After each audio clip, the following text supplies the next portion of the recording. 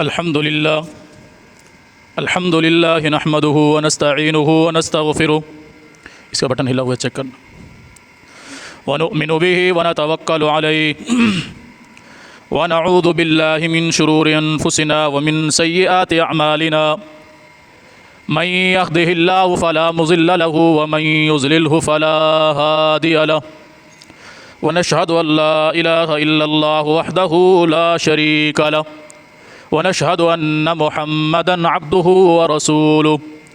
أما بعد فإن خير الحديث كتاب الله وخير الهدي هدي محمد صلى الله عليه وسلم وشر الأمور محدثاتها وكل محدثة بدعة وكل بدعة ضلالة وكل ضلالة في النار. يا أيها الذين آمنوا اتقوا الله حق تقاته ولا تموتن إلا وأنتم مسلمون. يا أيها الناس اتقوا ربكم الذي خلقكم من نفس واحدة وخلق منها زوجها وبث منهما رجالا كثيرا ونساء واتقوا الله الذي تساءلون به والأرحام إن الله كان عليكم رقيبا. يا أيها الذين آمنوا اتقوا الله وقولوا قولا سديدا يصلح لكم أعمالكم ويغفر لكم ذنوبكم ومن يطع الله ورسوله فقد فاز فوزا عظيما. أعوذ بالله السميع العليم من الشيطان الرجيم. بسم الله الرحمن الرحيم. وأنكحوا الأيام منكم والصالحين من عبادكم وإمائكم إن يكونوا فقراء يغنهم الله من فضله والله واسع عليم. اللهم صل على محمد وعلى آل محمد كما صليت على إبراهيم وعلى آل إبراهيم إنك حميد مجيد. اللهم بارك على محمد وعلى آل محمد كما باركت على إبراهيم وعلى آل إبراهيم إنك حميد مجيد. رب اشرح لي صدري ويسر لي أمري واحلل عقدة من لساني يفقهوا قولي.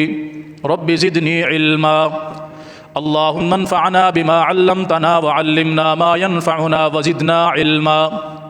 سبحانك لا علم لنا إلا ما علمتنا انک انت العلیم الحکیم. ہر قسم کی حمد و ثنا اللہ جل جلالہ کے لیے. بے شمار بے حد و حساب درود و سلام ہوں امام الانبیاء، امام الہدا، امام الاولین والآخرین، شفیع المذنبین، رحمۃ للعالمین، جناب محمد الرسول اللہ صلی اللہ علیہ وآلہ وصحبہ وسلم کی ذات گرامی کے لیے. گزشتہ 2 جمعوں سے نکاح اور اس کے مسائل کے حوالے سے ہماری بات چل رہی ہے. آج کی یہ نشست بھی انشاءاللہ اسی سلسلے کے اندر شامل ہوگی. اللہ تعالیٰ قرآن کریم کے اندر ارشاد فرماتا ہے، جو تمہارے بغیر شادی کے نوجوان ہیں وہ تمہارے آزاد کردہ غلام ہوں یا وہ ویسے ہی آزاد لوگ ہوں یا وہ غلام ہوں، ان کی شادیاں کر دو، ان کے نکاح کر دو. یعنی کنواروں کو معاشرے میں گویا کہ نہ رہنے دو، جتنی جلد ممکن ہو ان کی شادیاں کر دو. رہا معاملہ یہ کہ وہ ابھی کنگال ہیں، بے روزگار ہیں، کچھ ان کے پاس نہیں ہے، غریب غرباء میں شامل ہیں، کچھ بھی ان کے پاس کھانے کو کمانے کو نہیں ہے، یعنی اتنی حیثیت نہیں ہے کہ وہ ابھی افورڈ کر سکیں. تو فرمایا یغنیہم اللہ من فضلی، اللہ اپنے فضل سے ان کو غنی کر دے گا. صرف اس بات کو بہانہ بنا کر ان کی شادی نہ کرنا کہ جی ابھی روزگار کا سلسلہ نہیں ہے، ایسا ہے ویسا ہے، جو اس وقت ہمارے معاملات چل رہے ہیں. آپ کسی بھی شخص سے پوچھیں کہ آپ اپنے بچے کی شادی کیوں نہیں کر رہے جب کہ وہ شادی کی عمر کو پہنچ چکا ہے، تو وہ کہے گا کہ ابھی یہ کھاتا کماتا نہیں ہے تو ابھی تو یہ ہمارے اوپر بوجھ ہے. تو اگر ہم اس کی ابھی شادی کر دیں گے تو اس کی بیوی بھی ہم پر بوجھ بن جائے گی. میں کئی ایک جمعات میں اس بات کا تذکرہ کر چکا ہوں کہ اللہ رب العالمین نے جس بھی مخلوق کو دنیا کے اندر بھیجا ہے اس کا رزق بھیجا ہے. انسان تو پھر دور کی بات رہی، اللہ نے جانوروں کو، چرند کو، پرند کو بھی بے روزگار نہیں رکھا، ان کو بھی وہ رزق پہنچا رہا ہے. جو بچی بیاہ کر آپ لائیں گے، جب وہ اپنے ماں باپ کے گھر پہ تھی اس کو کھانا میں اور آپ کھلا رہے تھے؟ کیا خیال ہے؟ آج یہ جو ہمارا بہانہ ہے کہ اگر ہم شادی کرتے ہیں تو شادی کے بعد یہ بیٹا بھی، اس کو بھی ہم کھلا پلا رہے ہیں، اس کی آنے والی بیوی کو بھی ہم ہی کھلائیں پلائیں گے۔ تو مجھے بتائیے کہ جب وہ اپنے ماں باپ کے گھر میں تھی ہمارے پاس آنے سے پہلے، اس وقت اس کو کون کھلا رہا تھا؟ وہ اللہ کھلا رہا تھا کہ نہیں کھلا رہا تھا؟ سبب کون تھے؟ ماں باپ، لیکن ان کو بھی وہ روزی کون دے رہا تھا؟ اللہ۔ جب وہ شادی شدہ ہو کر ہمارے گھر میں آ جائے گی، ہماری بہو بن کر، ہمارے بھائی ہے تو اس کی بیوی بن کر، بھابھی بن کر آ جائے گی، یعنی ہمارے گھر کا فرد بن کے آ جائے گی، تو کیا خیال ہے اللہ تعالیٰ اب اس کی روزی بند کر دے گا کہ ساتھ رہے گی اس کی روزی؟ اس کا روزگار ساتھ رہے گا، اللہ اس کو روزی کھلائے گا، رزق کھلائے گا اس کو، اس نے وعدہ کیا ہے۔ اور پھر یہ بھی تو وہی وعدہ کر رہا ہے نا کہ یغنیہم اللہ من فضلی، اللہ فقیروں کو، مسکینوں کو، محتاجوں کو، غریبوں کو اپنے فضل سے غنی کر دے گا۔ یعنی پھر تمہاری ذمہ داری رہے گی ہی نہیں، وہ خود اپنی ذمہ داری کو سمجھنے والا ہو جائے گا، اپنے بوجھ کو اٹھانے والا ہو جائے گا، اپنے گھر کو سمجھنے والا ہو جائے گا، اسے احساس پیدا ہوگا کہ اب میں اکیلا نہیں ہوں، میرے ساتھ میری بیوی ہے، اور آگے چل کے اللہ ہمیں صاحب اولاد کرے گا، تو اس کے اندر خود احساس پیدا ہوگا، وہ محنت مزدوری کرے گا، اللہ اس کے لیے رزق کے دروازے کھول دے گا۔ ایسا تو نہیں ہے کہ وہ پھر ڈیٹ بن کے بیٹھا رہے گا۔ یہ الگ معاشرہ ہے کہ ہم نے اپنے بچوں کو آج تک اس بات کی تربیت ہی نہیں دی ہے۔ ہم کہتے ہیں کہ بس 2 بندے کما رہے ہیں، گھر کا گزارا چل رہا ہے، بس ٹھیک ہے۔ تو بچوں کو اپنے ساتھ ساتھ ہنر میں لگائیں، کام کاج میں لگائیں، تاکہ وہ جب بلوغت کو پہنچیں، شادی کی عمر کو پہنچے، تو وہ جیسے آج ہم بوجھ سمجھ رہے ہیں ویسا ہمیں بوجھ محسوس نہ ہو، اور وہ اپنے گھر کو سمجھنے والے بنے۔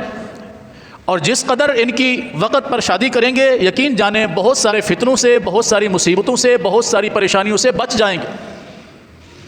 آج جو زنا معاشرے میں عام ہو رہا ہے، اس کی ایک بڑی وجہ یہ بھی ہے کہ نکاح وقت پر نہیں ہو رہا۔ وقت پر نکاح کا نہ ہونا زنا کے عام ہونے کا ایک بہت بڑا سبب ہے۔ ایک دوسرا، نکاح کو مشکل ترین بنا دیا گیا ہے، مشکل ترین۔ وہ ڈاکٹر اسرار احمد رحمۃ اللہ علیہ کہا کرتے تھے کہ نہ 10 من تیل ہوگا، نہ رادھا ناچے گی، مانا نہ ہمارے پاس لاکھوں روپے ہوں گے، نہ ہم اپنے بچے یا بچی کی شادی کریں گے۔ اس کے لیے گھر بنانا ہے، اس کے لیے فرنیچر خریدنا ہے، اس کے لیے گاڑی خریدنی ہے، اس کو یہ چاہیے، اس کو وہ چاہیے۔ اور آج کل بیٹیوں والوں کے لیے بھی مصیبت بن چکی ہے یہ بات۔ میں پچھلے جمعے میں نے گزارش کی تھی کہ ہم جب کسی بیٹی کے ہاں رشتہ دیکھنے جاتے ہیں، کسی بچی کے لیے، کسی بچی کا کوئی رشتہ دیکھنے جاتے ہیں، تو والدین کیا کہتے ہیں کہ ہمیں آپ کی بیٹی چاہیے اور کچھ بھی نہیں چاہیے، ہمیں جہیز وغیرہ کچھ بھی نہیں چاہیے، صرف آپ کی بیٹی چاہیے۔ ہاں ویسے ہماری بڑی بہو جو ہے وہ اپنے میکے سے 3 ٹرک لائی تھی جہیز کے۔ یہ بتائیں آپ کیا کہنا چاہتے؟ اس کو آپ کہہ رہے ہیں کہ ہمیں آپ کی بیٹی چاہیے اور کچھ بھی نہیں چاہیے، ساتھ میں آپ یہ بتا رہے ہو کہ ہماری بڑی بہو 2-3 ٹرک جہیز کے لائی تھی ساتھ، ہماری چھوٹی بہو گاڑی ساتھ لے کے آئی ہے، ابھی اگلی بیٹے کی شادی ہم کر رہے ہیں تو انہوں نے کہا ہے کہ ہم ساتھ میں موٹر سائیکل بھی دیں گے۔ تو یہ آپ اس گھر میں آ کر بات کر رہے ہو، کس وجہ سے کر رہے ہو؟ مانا لینا چاہتے ہو، صرف منہ سے بکواس کر رہے ہو کہ ہمیں چاہیے نہیں، ورنہ چاہیے تو میں اس سے زیادہ ہے، کیونکہ بڑی بہو 3 ٹرک لائی تھی، سے زیادہ ملنا چاہیے، چھوٹی گاڑی لائی ہے تو مانا ابھی تمہیں جہاز چاہیے۔ ہم نے خود اس کو مشکل ترین بنا دیا، باتوں باتوں میں ہم نے ان کو تیر مارے کہ ہمیں چاہیے کچھ نہیں ہے، لیکن سنا بھی دیا کہ بھائی اگر تمہاری بیٹی خالی ہاتھ آئے گی اور آگے ہماری بہوؤں کے پاس یہ چیزیں موجود ہیں تو تمہاری بیٹی کو شرمندگی ہوگی۔ یہی کہنے کا مقصد ہے یا کچھ اور ہے؟ یہ بتائیں، اس کے علاوہ اگر کوئی مقصد ہے تو بتا دیں۔ ہم نے اس کو مشکل ترین بنا دیا، پھر اس پہ رسمیں اللہ کی پناہ۔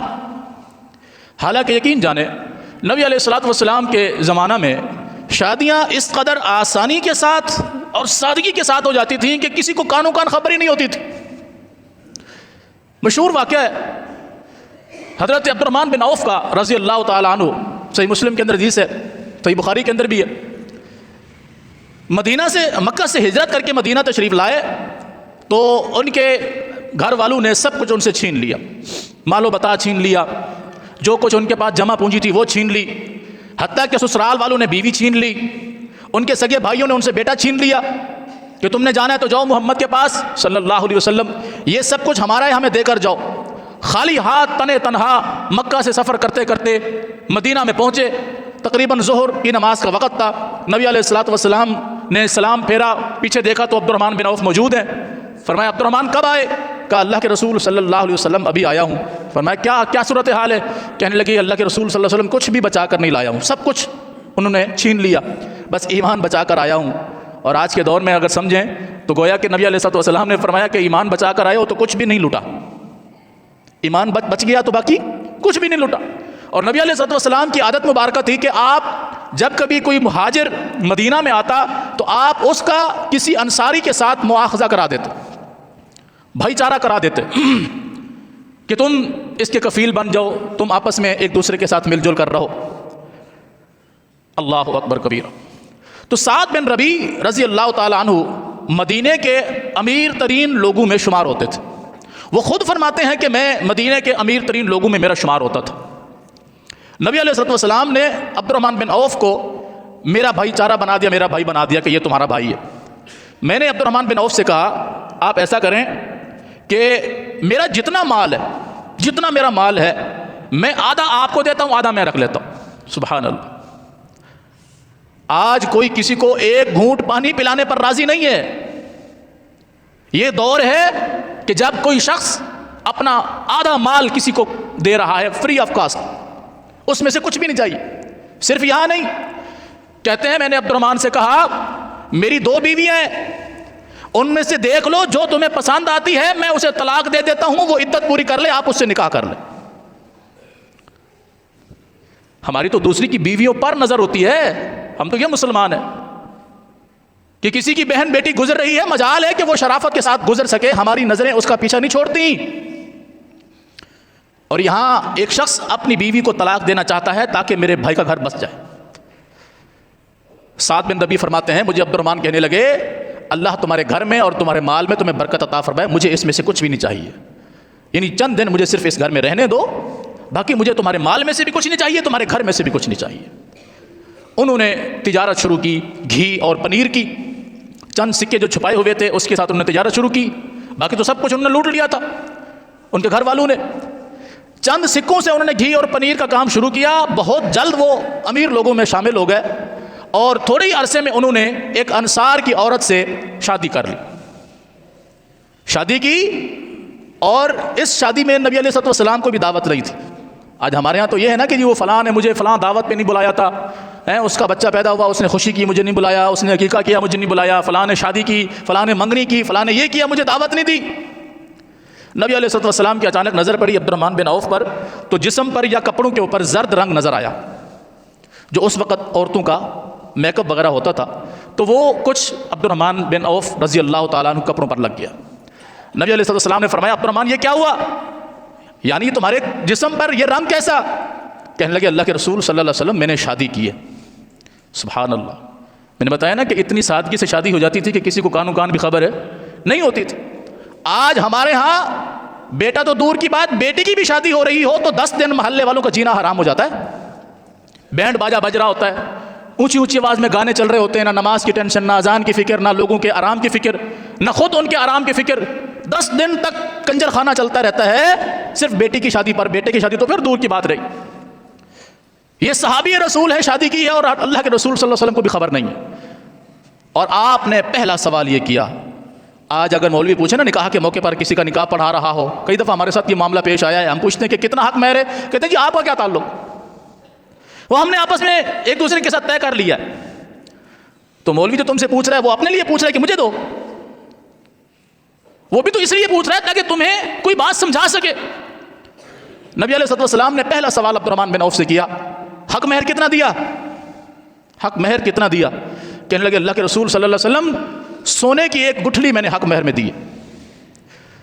اور صحیح بخاری کی ایک حدیث میں ہے, راوی کہتے ہیں مجھے شک پڑ رہا ہے کہ عبد الرحمن بن عوف نے کہا میں نے سونے کی ایک گٹھلی دی ہے جس کا وزن 5 دینار سونے کے برابر بنتا ہے. 5 دینار سونے کا وزن اگر آپ تولے میں شمار کریں تو 1.87 تولہ بنتا ہے, یعنی 2 تولے کے قریب. یہ میں نے حق مہر دیا ہے سونا.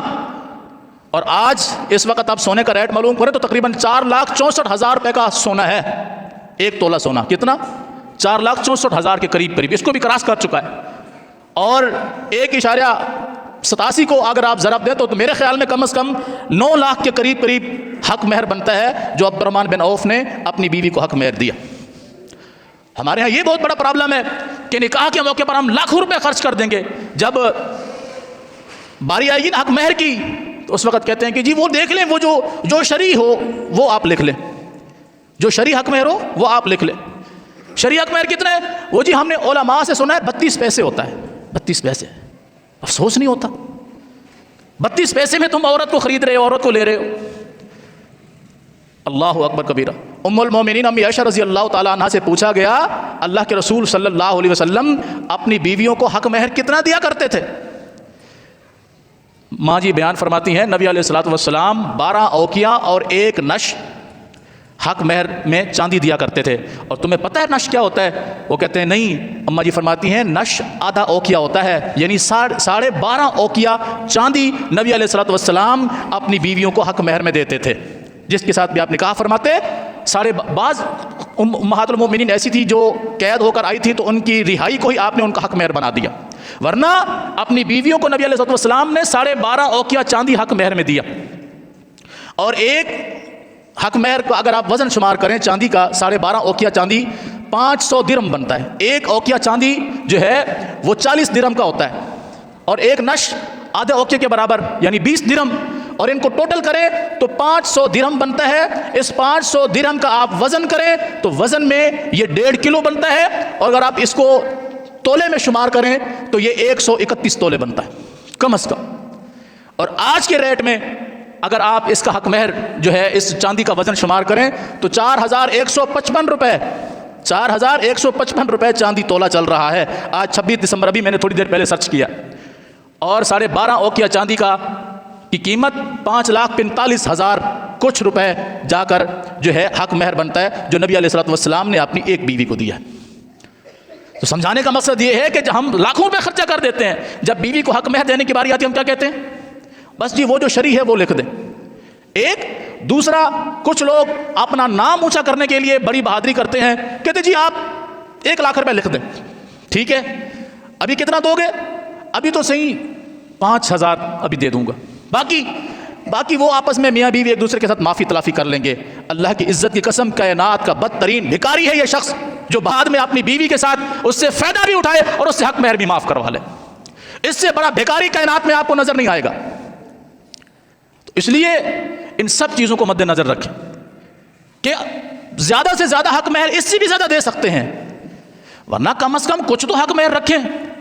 آپ ایک عورت کو اپنے گھر لا رہے ہیں جس سے آپ نے، جب تک آپ کی زندگی ہے اس کی زندگی ہے، اللہ گھروں کو سلامت رکھے، آپ نے اس سے استفادہ حاصل کرنا ہے، اللہ نے آپ کو اس میں سے صاحب اولاد کرنا ہے، تو کچھ تو اس کا احترام، اس کی تعظیم کریں۔ کوئی جانور تو نہیں خرید کے لا رہے، کل کو نہیں پسند آئے گا تو بیچ دیں گے، گھر بسنا ہے۔ کچھ لحاظ رکھیں، کچھ شرم رکھیں اس چیز کی تاکہ بھرم رہ جائے۔ ہم لڑکی والوں سے جہیز کا ڈیمانڈ کرتے ہیں کہ اتنا چاہیے، یہ بھی چاہیے، یہ بھی چاہیے، میرا بیٹا جو ہے وہ اے سی کے بغیر نہیں سوتا، بھلے گھر میں اس کو 2 وقت کی روٹی بھی نصیب نہ ہوتی ہو، لیکن بیٹی والوں سے ہم ڈیمانڈ کرتے ہیں کہ میرا بیٹا اے سی کے بغیر نہیں سوتا، اس کو یہ بھی چاہیے، وہ موٹر سائیکل جو ہے وہ 150 کے بغیر نیچے نہیں چلتا، اس کو یہ چاہیے، یہ چاہیے، کرتے کرتے کرتے لاکھوں روپے کا ایک باپ مقروض ہو جاتا ہے اپنی بیٹی کی شادی کرنے کے لیے۔ ہم نے اس کو اتنا مشکل کر دیا۔ میں نے شروع میں عرض کیا نا کہ زنا کے 2 بڑے سبب اس وقت یہ ہیں، ایک یہ کہ وقت پر بچوں کی شادی نہ کرنا، بے راہ روی کا شکار ہو رہے ہیں، دوسرا شادی کو اتنا مہنگا کر دیا گیا کہ کوئی بھی باپ اپنے بیٹی یا بیٹے کی شادی کرنے کے لیے اس کے پاس گنجائش ہی نہیں ہے۔ آپ اس کو آسان بنائیں، جس قدر آسان بنا سکتے ہیں۔ یہ حق مہر جو اتنا تفصیلی میں نے بتایا، اس لیے بتایا کہ جو صاحب حیثیت ہیں کم از کم انہیں اس بات کا علم ہونا چاہیے کہ جہاں ہم لاکھوں روپے اور جگہ پر خرچ کر دیتے ہیں، اس کو بھی دیا، اس کو بھی دیا، اس کو بھی دیا، فضول خرچیوں میں ہم لاکھوں خرچ کر دیتے ہیں، وہاں ہم عورت کا حق مار لیتے ہیں حق مہر کے حوالے سے۔ ورنہ آسان کرو، اتنا آسان کہ نبی علیہ الصلوۃ والسلام کے پاس ایک عورت آئی، صحیح مسلم کے اندر حدیث ہے، آ کر کہنے لگی اللہ کے رسول صلی اللہ علیہ وسلم، میں اپنے آپ کو آپ پر پیش کرتی ہوں، میں آپ کو آپ کے لیے تحفتاً پیش کرتی ہوں۔ اور قرآن کریم کے اندر یہ اصول تھا، اللہ رب العالمین نے پیغمبر کے لیے ایک اصول بنایا تھا کہ جو عورت آپ کو اپنا آپ پیش کر دے، ہبہ کر دے، آپ اس سے نکاح کر لیں۔ آپ صلی اللہ علیہ وسلم نے اس کی طرف دیکھا اور آپ نے اس پر توجہ نہیں کی، مانا آپ اس سے نکاح نہیں کرنا چاہتے تھے. عورت بیٹھ گئی. تھوڑی دیر گزری تو ایک صحابی کھڑے ہوئے کہا اللہ کے رسول صلی اللہ علیہ وسلم اگر آپ کو اس عورت سے کوئی حاجت نہیں ہے تو میں حاجت مند ہوں, میرا آپ اس سے نکاح کر دیں. نبی علیہ السلام نے فرمایا کہ مہر میں کیا دو گے؟ حق مہر میں کیا دو گے؟ کہا اللہ کے رسول صلی اللہ علیہ وسلم میرے پاس تو کچھ بھی نہیں ہے. اب دیکھیں شریعت نے نکاح کو آسان بھی کتنا کیا ہے, مشکل تو کبھی کیا ہی نہیں تھا, صرف بتا دیا تھا کہ مالدار طبقہ یوں بھی حق مہر دے سکتا ہے جیسے حضور نے دیا, حضور کے صحابہ نے دیا, باقی لوگوں نے دیا. کہنے لگے اللہ کے رسول صلی اللہ علیہ وسلم میرے پاس تو کچھ بھی نہیں ہے. فرمایا جاؤ گھر میں تلاش کرو, ممکن ہے کچھ مل جائے. تلاش کیا, کچھ بھی نہیں ملا. آپ نے فرمایا جاؤ ڈھونڈو, اگرچہ تمہیں ایک لوہے کا چھلا ہی مل جائے. کہا اللہ کے رسول صلی اللہ علیہ وسلم وہ بھی میرے پاس نہیں ہے. ہاں یہ ایک چادر ہے جسے میں نے لپیٹا ہوا ہے, باندھا ہوا ہے, اسے آپ 2 حصوں میں تقسیم کر دیں, ایک حصہ اس کو دے دیں, ایک حصہ مجھے دے دیں. اللہ اکبر کبیرہ. ایسے بھی حالات آئے. آپ صلی اللہ علیہ وسلم نے فرمایا کہ یہ آدھی چادر تمہارے کسی کام کی نہیں ہوگی. ابھی تو تم نے پوری چادر باندھی ہوئی ہے, آپ نے جسم کو ڈھانپا ہوا ہے نا, آدھی کر دو گے تو تمہارے بھی کسی کام کے نہیں اور اس کے بھی کسی کام کے نہیں. وہ بیٹھ گئے, تھوڑی دیر بیٹھے اور پھر اٹھ کر چلے گئے, یعنی میرا معاملہ حل ہونے والا نہیں. نبی علیہ السلام نے اسے بلایا, فرمایا کہ تمہیں قرآن میں سے کچھ یاد ہے؟ تو وہ فوراً کہنے لگے اللہ کے رسول صلی اللہ علیہ وسلم مجھے فلاں فلاں صورت یاد ہے. آپ نے فرمایا کہ اس خاتون سے کہ اگر یہ تمہیں قرآن کی یہ صورتیں یاد کروا دے حق مہر میں تو تمہیں قبول ہے؟ اللہ اکبر کبیرہ. اس عورت نے حامی بھری اور حضور نے ان دونوں کا نکاح کرا دیا. حق مہر کیا رکھا؟ قرآن کی صورتیں. کتنی بڑی دولت لے گئی, کتنی بڑی دولت. چند صورتیں قرآن کی تم اس کو یاد کروا دینا, یہ اس کا حق مہر ہے. اور آج ہمارے ہاں وہی بات کہ نہ 10 من تیل ہوگا, نہ رادھا ناچے گی, نہ ہمارے پاس لاکھوں روپے ہوں گے, نہ بیٹے بیٹی کا نکاح ہوگا. ہاں اگر شادی کرنا چاہیں گے تو پھر اس میں ایسے اللے تللے ہم اس میں داخل کر دیں گے کہ ابھی مایوں چل رہی ہے, پھر مہندی چل رہی ہے, پھر جو ہے ابھی منگنی کرنے کے لیے جا رہے ہیں, پھر یہ رسم, پھر یہ رسم, پھر یہ رسم. اللہ کی عزت کی قسم, اس ملک پاکستان کے اندر تقریباً 80% شادیاں ایسی ہوتی ہیں کہ ان شادیوں میں اور ہندو کی شادیوں میں آپ کوئی فرق نہیں کر سکتے.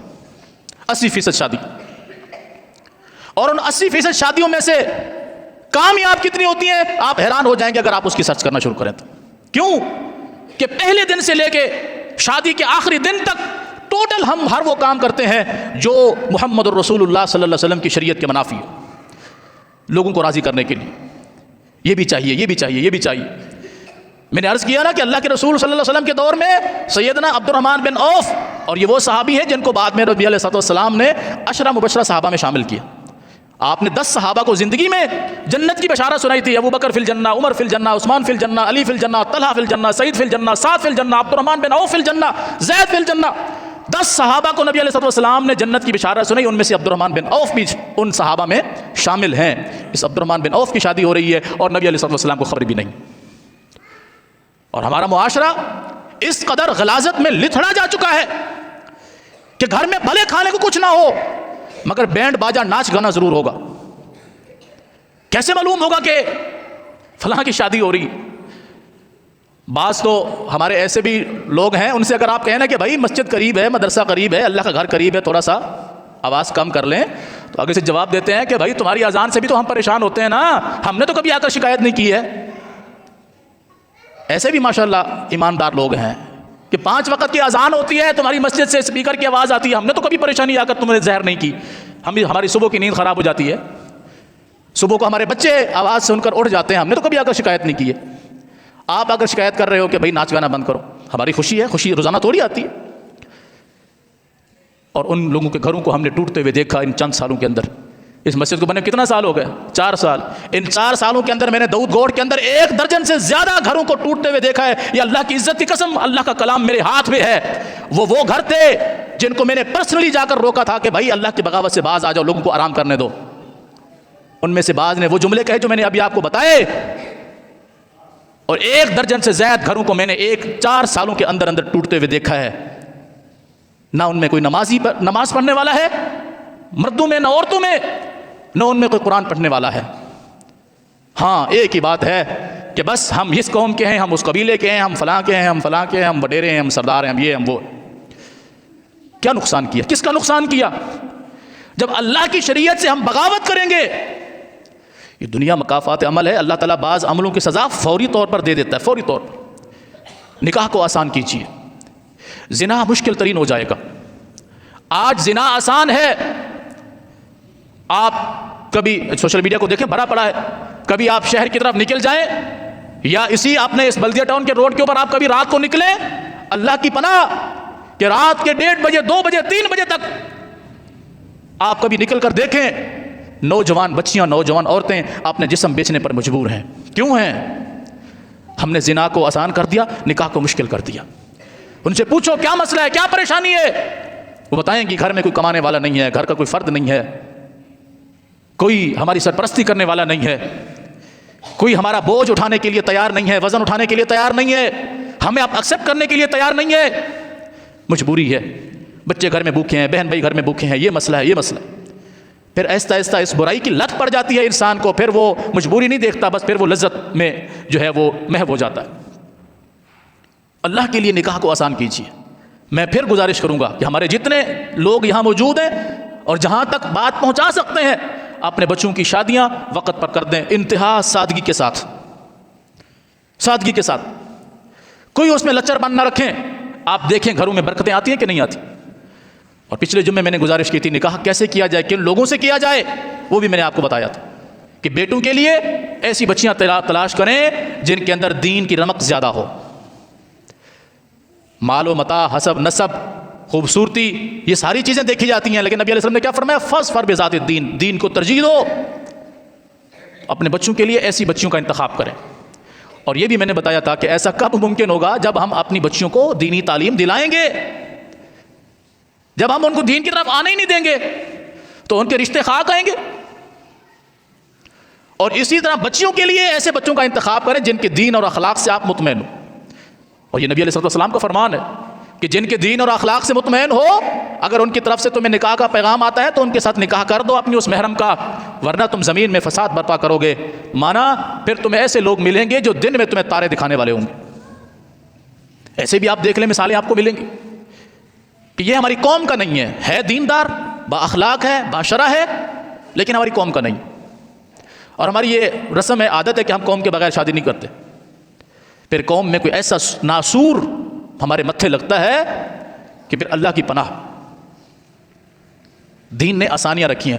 کیا نبی علیہ الصلوۃ والسلام نے 10 شادیاں کی؟ وہ 10 کی 10 آپ کی اپنے قوم کے اندر تھیں؟ بتائیے. اگر قوم کے باہر شادی کرنا پریشانی کا سبب ہے تو نبی علیہ الصلوۃ والسلام نے 10 شادیاں کی. مجھے بتائیے وہ 10 کی 10 آپ کے قبیلے سے تھیں، آپ کی قوم سے تھیں، خاندان سے تھیں؟ نہیں تھیں. 1-2 کے علاوہ باقی ساری غیر قوم کی تھیں. صحابہ کرام نے 3-3 4-4 شادیاں کی. ان کے بچوں کی شادیاں، اتنی شادیاں. حضرت حسن رضی اللہ تعالی عنہ، حضرت علی المرتضیٰ رضی اللہ تعالی عنہ کے بیٹے ہیں اور نبی علیہ الصلوۃ والسلام کے نواسے ہیں. نبی علیہ الصلوۃ والسلام کے نواسے ہیں. یکے بعد دیگر تقریباً 1.5 درجن سے زیادہ شادیاں کی. 1.5 درجن سے زیادہ شادیاں یکے بعد دیگر، طلاق دی، پھر شادی، پھر طلاق دی، پھر شادی. خود حضرت علی رضی اللہ تعالیٰ عنہ لوگوں کو منع کیا کہ میرے بیٹے کو رشتے نہ دو. کتنی شادیاں کی. لوگ کیوں رشتہ دیتے تھے؟ کہ خان والے رسول کے ساتھ ہمارا تعلق جڑ جائے. کتنی شادیاں تھیں. کہاں کی؟ اپنی قوم میں نہیں، باہر. تو اپنی قوم میں ڈھونڈیں، اللہ کرے اچھا رشتہ مل جائے. نہیں ملتا تو کم از کم بچی کی عمر اس وجہ سے برباد مت کریں کہ ہمارے خاندان میں رشتہ نہیں. اور پھر بیٹی کو بیعت وقت یہ مت سوچیں کہ ابھی جہیز کے اندر جو اس کو جو کچھ دینا ہے دے دو، بعد میں وراثت میں سے جو ہے وہ تمہارا حصہ نہیں ہوگا، بس جو کچھ تمہیں چاہیے ابھی تمہیں دے دیا. یہ ایک الگ ٹاپک ہے، اس پر انشاءاللہ تفصیلی بات کریں گے. نکاح کو آسان کیجیے. بیٹا ہو یا بیٹی، وقت پر ان کی شادی کیجیے اور ان کی اچھی تعلیم و تربیت کیجیے. نکاح کے اندر سادگی کو اپنائیے. فضول خرچیوں اور ان چیزوں سے باز رہیے. گھروں کے اندر اطمینان آئے گا، سکون آئے گا. اور جیسے دنیا چل رہی ہے اس طرح اگر ہم اس رنگا رنگی میں ہم اپنے آپ کو رنگنا شروع کر دیں گے تو پھر جو بغاوتیں، جو گھر ٹوٹنے کے اسباب، جو معاملات سامنے آ رہے ہیں وہ اس کے علاوہ کوئی وجہ نہیں ہے. ہماری گیدنگ کیسی ہو گئی ہے. ہمارا بچہ باہر جا رہا ہے، کس کے ساتھ بیٹھ رہا ہے، کیسے بیٹھ رہا ہے، کیسے لوگ ہیں، کیسے نہیں ہیں، کوئی پتہ نہیں ہے. جب وہ ان کو دیکھتا ہے تو واپس آ کر وہ بھی وہی ڈیمانڈیں کرتا ہے. تو اپنے بچوں پر کنٹرول کریں گے تو ان کا آگے مستقبل بھی بہتر ہو سکے گا.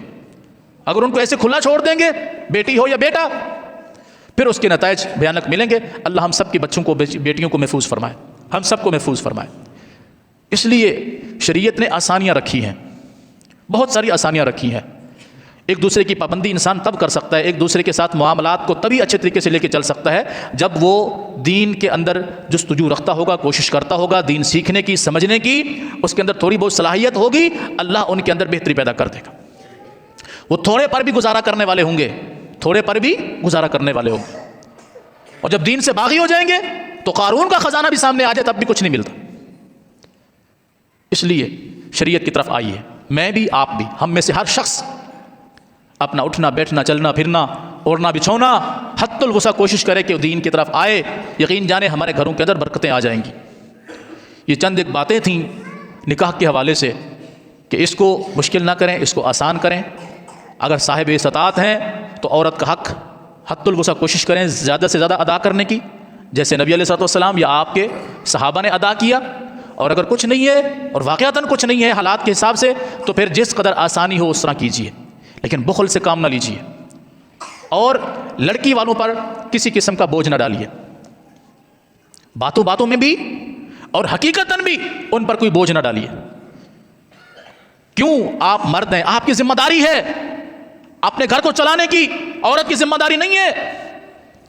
تو لڑکی والوں پر جب بوجھ نہیں ہوگا تو ہر بندہ اپنی بیٹی کی شادی آسانی کے ساتھ کر سکے گا, اسے مقروض نہیں ہونا پڑے گا.